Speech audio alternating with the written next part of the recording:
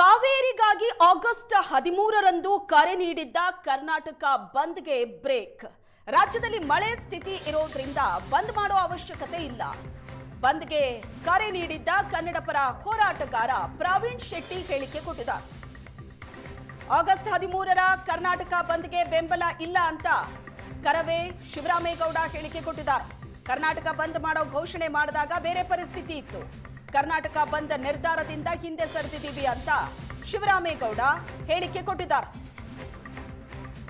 ಕರ್ನಾಟಕ ಬಂದ್ಗೆ ಕನ್ನಡ ಸಂಘಟನೆಗಳ ಮಧ್ಯೆಯೇ ಅಪಸ್ವರ ಕೇಳಿಬಂದಿದೆ. ಕರ್ನಾಟಕ ಬಂದ್ ಬಗ್ಗೆ ಇವತ್ತು ಅಂತಿಮ ನಿರ್ಧಾರವಾಗೋ ಸಾಧ್ಯತೆ ಇದೆ. ಕರ್ನಾಟಕ ಬಂದ್ಗೆ ಕರೆ ಕೊಟ್ಟಾಗ ರಾಜ್ಯದಲ್ಲಿ ಭೀಕರ ಬರದ ಪರಿಸ್ಥಿತಿ ಇತ್ತು, ಮಳೆ ಇರಲಿಲ್ಲ. ಕಳೆದ 10 ದಿನಗಳಿಂದ ಕಾವೇರಿ ಜಲಾನಯನದ ಸುತ್ತ ಮಳೆ ಆಗ್ತಾ ಇದೆ, ಜಲಾಶಯಗಳು ತುಂಬಿದೆ. ಕರ್ನಾಟಕ ಬಂದ್ ಮಾಡೋದ್ರ ಬಗ್ಗೆ ಸಂಘಟನೆಗಳೀಗ ಹಿಂದೇಟು ಹಾಕ್ತಾ ಇದೆ. ಕಾವೇರಿ ವಿಚಾರಕ್ಕೆ ಬಂದ್ಗೆ ಏನು ಕರೆ ಕೊಟ್ಟಿದ್ರು, ಆ ಬಂದ್ಗೆ ಈಗ ಕೆಲವೊಂದಿಷ್ಟು ಗೊಂದಲಗಳು ನಿರ್ಮಾಣ ಆಗಿರುವಂಥದ್ದು. ಕೆಲವೊಂದಿಷ್ಟು ಸಂಘಟನೆಗಳು ಬಂದ್ ಮಾಡ್ತೀವಿ ಅನ್ನುವಂಥ ಹೇಳಿಕೆ ಕೊಟ್ಟಿದ್ರೆ, ಇನ್ನು ಕೆಲವರು ಏನು ಬಂದ್ ಬೇಡ ಅನ್ನುವಂಥ ನಿರ್ಧಾರಕ್ಕೆ ಬಂದಿರುವಂಥದ್ದು. ಇದ್ರ ಬಗ್ಗೆ ಮಾತಾಡಲಿಕ್ಕೆ ನಮ್ಮ ಜೊತೆ ಕರವೇ ರಾಜ್ಯಾಧ್ಯಕ್ಷರಾದಂಥ ಶಿವರಾಮೇಗೌಡರಿದ್ದಾರೆ, ಅವ್ರನ್ನೇ ಮಾತಾಡ್ತೀನಿ. ಸರ್, ಬಂದ್ ವಿಚಾರದಲ್ಲಿ ನಿಮ್ಮ ನಿಲುವು ಏನಂತೇಳಿ?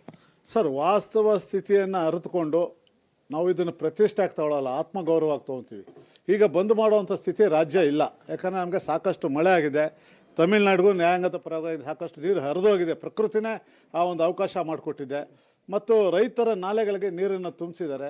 ಎಲ್ಲದಕ್ಕಿಂತ ಹೆಚ್ಚಾಗಿ ನಮ್ಮ ನಾಳೋ ಸರ್ಕಾರ, ನಾವು ನಿಮ್ಮ ಪರ, ನಾವು ನಿಮ್ಗೆ ಅನ್ಯಾಯ ಮಾಡಲ್ಲ ಅನ್ನೋ ಭರವಸೆ ಕೊಟ್ಟು ಹೋರಾಟಗಾರರ ಜೊತೆ ನಾನು ಮಾತಾಡ್ತೀನಿ ಅಂತಕ್ಕಂಥ ಮಾತನ್ನು ಹೇಳಿದೆ.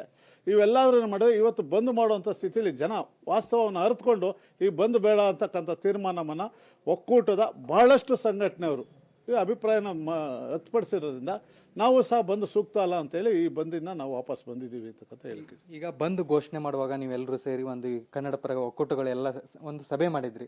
ಈಗ ಬಂದ್ ಹಿಂಪಡೆಯುವ ವಿಚಾರದಲ್ಲಿ ಏನಾದರೂ ಸಭೆ ಮಾಡಿ ಒಂದು ನಿರ್ಧಾರವನ್ನು ಪ್ರಕಟ ಮಾಡಿದರೆ ಈ ಗೊಂದಲ ಇರ್ತಾ ಇರಲಿಲ್ಲ ಅನ್ನುವಂಥ ಮಾತು ಸರ್. ಖಂಡಿತವಾಗೂ ನೀವು ಹೇಳೋ ಮಾತು ಸತ್ಯ. ಯಾಕಂದರೆ ಕರ್ನಾಟಕ ಬಂದ್ಗೆ ಕರೆ ಕೊಡುವಂಥ ಸಂದರ್ಭದಲ್ಲಿ ಪರಿಸ್ಥಿತಿ ಭಾಳ ವಿಕೋಪಕ್ಕೆ ಹೋಗಿತ್ತು. ಎಲ್ಲ ಸಂಘಟನೆಯವ್ರನ್ನ ಕರೆದಿದ್ರು.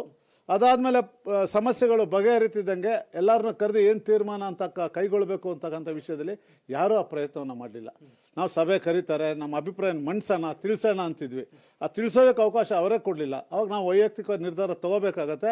ಬಂದ್ ಮಾಡೋಕ್ಕೆ ರಾಜ್ಯದ ಜನ ಇದು ಸೂಕ್ತವಾದ ಸಭೆ ಅಲ್ಲ ಅಂತ ಅಭಿಪ್ರಾಯವನ್ನು ವ್ಯಕ್ತಪಡಿಸಿರೋದ್ರಿಂದ ನಾವು ಜನರ ಭಾವನೆಗೆ ವಿರುದ್ಧವಾಗಿ ಬಂದ್ ಮಾಡೋದು ಸರಿಯಲ್ಲ ಅಂತ ಯೋಚಿಸಿ ನಾವು ಬಂದಲ್ಲಿ ಭಾಗವಹಿಸ್ತಿಲ್ಲ ಅನ್ನೋದು ತಿಳಿಸೋಕ್ಕೆ ಇಚ್ಛೆಪಡ್ತೀವಿ. ಈ ಒಂದು ವಿಚಾರ ಎಲ್ಲೋ ಈಗ ಕನ್ನಡ ಪರ ಸಂಘಟನೆಗಳಲ್ಲಿ ನಡುವೆನೇ ಏನೇನೋ ಒಂದು ಕಡೆ ಗೊಂದಲ ಇದೆಯಾ ಅನ್ನುವಂಥ ಮಾತು ಹುಟ್ಟುಕೊಳ್ಳುತ್ತೆ ಸರ್. 100ಕ್ಕೆ 100ರಷ್ಟು ಯಾರಲ್ಲೂ ಗೊಂದಲ ಇಲ್ಲ. ವಾಸ್ತವವನ್ನು ಅರಿತುಕೊಂಡು ಮಾಡೋದಾರೆ ಯಾವ ಕನ್ನಡ ಪರ ಸಂಘಟನೆಯಲ್ಲೂ ಗೊಂದಲ ಇಲ್ಲ. ಇದು ಪ್ರತಿಷ್ಠೆಯೇ ಬಂದಲ್ಲ, ಇದು ಆತ್ಮಗೌರವಕ್ಕೆ ಸಂಬಂಧಪಟ್ಟಂಥ ವಿಷಯ. ನಮಗೆ ತಮಿಳ್ನಾಡಿಗೆ ನೀರು ಹರಿಸಿದ್ದೀವಿ, ನಮ್ಮ ರೈತರಿಗೆ ನೀರು ಬಂದಿದೆ, ಸಾಕಷ್ಟು KRS 110 ಅಡಿ ಬಂದಿದೆ. ಇನ್ನೇನಿಗೆ ಬಂದ್ ಮಾಡಬೇಕು ಜನ ಕೇಳಿದಾಗ ಉತ್ತರ ನಮ್ಮಲ್ಲಿ ಇರಬೇಕಲ್ಲ. ಆ ಉತ್ತರ ಇಲ್ದಲೇ ಇದ್ದ ಕಾಲದಲ್ಲಿ ಬಂದ್ ಬೇಡ ಅಂತಕ್ಕಂಥ ನಿರ್ಧಾರ ಸಾಮಾನ್ಯ. ಆ ನಿಟ್ಟಿನಲ್ಲಿ ಕನ್ನಡ ಪರ ಸಂಘಟನೆಗಳು ಯಾವ ಗೊಂದಲನೂ ಇಲ್ಲ. ಇಲ್ಲಿ ಯಾರು ಪ್ರತಿಷ್ಠೆ ತೆಗೆದುಕೋಬಾರ್ದು. ಇದು ಆತ್ಮಗೌರವದ ಪ್ರಶ್ನೆ. ಮುಂದೆ ಸಮಸ್ಯೆಗಳಿದೆ, ಅದಕ್ಕೆ ಹೋರಾಟವನ್ನು ನಿರಂತರವಾಗಿ ಇಟ್ಕೊಳ್ಳೋ ಅಂತ ಹೇಳಕ್ಕೆ ಇಚ್ಛೆ ಪಡ್ತೀವಿ. ಈಗ ಸರ್, ವಾಟಾಳ್ ಅವರ ನೇತೃತ್ವದಲ್ಲಿ ನೀವೆಲ್ಲ ಒಂದಾಗಿದ್ರಿ, ನೀವೆಲ್ಲ ಇದು ಬಂದ್ಗೂ ಕರೆ ಕೊಟ್ಟಿದ್ರಿ. ಅವ್ರ ಜೊತೆ ಏನಾದರೂ ಮಾತಾಡುವ ಪ್ರಯತ್ನ ಮಾಡಿದ್ರೆ ಸರ್ ನೀವೆಲ್ಲ? ನೋಡಿ, ಇದು ಅವ್ರ ಜೊತೆ ಮಾತಾಡೋದು ಇವ್ರ ಜೊತೆ ಮಾತಾಡೋದನ್ನ ಪ್ರಶ್ನೆ ಇಲ್ಲ. ಬಂದ್ಗೆ ಹೆಂಗೆ ಕರೆ ಕೊಟ್ಟು ಜನರನ್ನ ಸಂಘಟಿಸಿದ್ರೆ ಅಭಿಪ್ರಾಯಕ್ಕೂ ಸಂಘಟಿಸಬೇಕಾಗಿತ್ತು. ಇದು ಯಾಕೆ ಮಾಡಲಿಲ್ಲ ಅಂತಕ್ಕಂಥದ್ದು ನೀವು ಅವ್ರನ್ನೇ ಪ್ರಶ್ನೆ ಕೇಳಬೇಕಾಗತ್ತೆ. ಯಾಕಂದರೆ ಇಲ್ಲಿ ಯಾವುದು ಸರ್ವಾಧಿಕಾರ ಅನ್ನೋದು ಇರಬಾರ್ದು, ಡಿಕ್ಟೇಟರ್ಶಿಪ್ ಬರಲೇಬಾರ್ದು. ನಾವ್ಯಾರು ಹಿಟ್ಲರ್ನ ಮುಖವಾಡ ಆಡ್ಕೊಂಡು ಸಂಘಟನೆ ಕಟ್ತಾ ಇಲ್ಲ. ಆ ನಿಟ್ಟಿನಲ್ಲಿ ಜನರ ಭಾವನೆಗೆ ವಿರುದ್ಧವಾಗಿ ನಾವು ಹೋಗಬಾರ್ದು ಅನ್ನೋ ತೀರ್ಮಾನ ನಮ್ಮ ಅಭಿಪ್ರಾಯ. ಆ ನಿಟ್ಟಿನಲ್ಲಿ ಸಂಘಟನೆಗಳು ಹೋಗಬೇಕು ಅನ್ನೋದು ತಿಳಿಸೋಕ್ಕೆ ಇಚ್ಛೆ ಪಡ್ತೀನಿ ಸರ್. ಈಗ ಆಗಸ್ಟ್ 13ಕ್ಕೆ ಕೋರ್ಟ್ನಲ್ಲೂ ಈ ವಿಚಾರ ಬರಲಿ. CRWC ಆದೇಶ ಮಾಡಿದವಾಗ ನಮ್ಮ ಕರ್ನಾಟಕದಲ್ಲಿ ಮಳೆ ಇದ್ದಿಲ್ಲ, ಅಣೆಕಟ್ಟುಗಳಲ್ಲಿ ನೀರಿದ್ದಿಲ್ಲ. ಅದಾದಮೇಲೆ ಅವತ್ತು ನಾವೆಲ್ಲ ಒಟ್ಟಿಗೆ ಸೇರಿ ಬಂದನ್ನು ಕರೆ ಕೊಟ್ಟಿವಿ. ಯಾವುದೇ ಕಾರಣಕ್ಕೂ ಮುಖ್ಯಮಂತ್ರಿಗಳು ನೀರು ಬಿಡಬಾರ್ದು ಅನ್ನುವಂಥ ಒತ್ತಾಯವನ್ನು ಹೇರಿದ್ವಿ. ಮತ್ತು ಕೇಂದ್ರ ಸರ್ಕಾರ ಮಧ್ಯಸ್ಥಿಗೆ ಬರಬೇಕನ್ನುವಂಥ ಒತ್ತಾಯವನ್ನು ಕೇಂದ್ರದ ಮೇಲೂ ಹೇರಿದ್ದೀವಿ. ಅದಾದಮೇಲೆ ನಿರಂತರವಾಗಿ ಮೈಸೂರು, ಕೊಡಗು ಈ ಭಾಗದಲ್ಲಿ, ಚಿಕ್ಕಮಗಳೂರು ಈ ಭಾಗದಲ್ಲಿ ಮಳೆ ಬಂದಾದಮೇಲೆ KRS ಡ್ಯಾಮ್ ತುಂಬ್ತಾ ಇದೆ. ಮತ್ತು ತಮಿಳುನಾಡಿಗೆ ಬೇರೆ ಡ್ಯಾಮ್ಗಳಿಂದ ನೀರು ಹರಿದೋಗ್ತಾ ಇದೆ, ಅವ್ರ ಪಾಲಿನ ನೀರು ಹರಿದೋಗ್ತಾ ಇದೆ. ಇಂಥ ಸಂದರ್ಭದಲ್ಲಿ ನಾವು ಅವತ್ತೇ ಹೇಳಿದ್ದೀವಿ, ಮುಖ್ಯಮಂತ್ರಿಗಳು ನೀರು ಬಿಟ್ಟಿಲ್ಲ ಅಂದರೆ ನಾವು ಬಂದನ್ನು ವಾಪಸ್ ಪಡಿತೀವಿ, ಇನ್ನೊಮ್ಮೆ ಚರ್ಚೆ ಮಾಡ್ತೀವಿ ಅನ್ನೋಂಥ ಮಾತನ್ನು ಹೇಳಿದ್ದೀವಿ. ಮತ್ತು ಮಳೆ ಬಂದು ನೀರು ತುಂಬಿದವಾಗ ಬಂದ್ ಮಾಡೋ ಉದ್ದೇಶ ನಮ್ಗೆ ಅದೇ ಉದ್ಯೋಗ ಅಲ್ಲ. ನಮಗೂ ಕೆಲಸಗಳಿದ್ದಾವೆ, ನಮಗೂ ಮನೆಗಳಿದ್ದಾವೆ, ಸಾಲಗಳಿದ್ದಾವೆ, ನಾವು ನಮ್ಮ ಕೆಲಸಗಳು ಮಾಡಬೇಕಾಗಿದೆ. ಆಮೇಲೆ ಬೆಂಗಳೂರಲ್ಲಿ ದಿನನಿತ್ಯ ಕೂಲಿ ಕಾರ್ಮಿಕರು, ಅಂಗಡಿಗಳು, ಬೇಕ್ರಿಯವರು, ಹೋಟ್ಲವರು ದಿನನಿತ್ಯ ಕೆಲಸ ಮಾಡೋವ್ರ ಜೀವನನೂ ಕಷ್ಟ ಇದೆ. ಇಂಥ ಸಂದರ್ಭದಲ್ಲಿ ಬಂದ್ ಮಾಡಬೇಕಾ ಮಾಡಬಾರ್ದು ಅನ್ನುವಂಥ ಅಲ್ಲಿ ನಾವು ಇದ್ದೀವಿ. ಅದ್ರ ಜೊತೆಯಲ್ಲಿ ವಾಟಾಳ್ ಅವರ ಜೊತೆ ಮಾತಾಡಿ ಅವರ ಮನವೊಲಿಸುವಂಥ ಕೆಲಸವನ್ನು ನಾವೆಲ್ಲರೂ ಒಟ್ಟಿಗೆ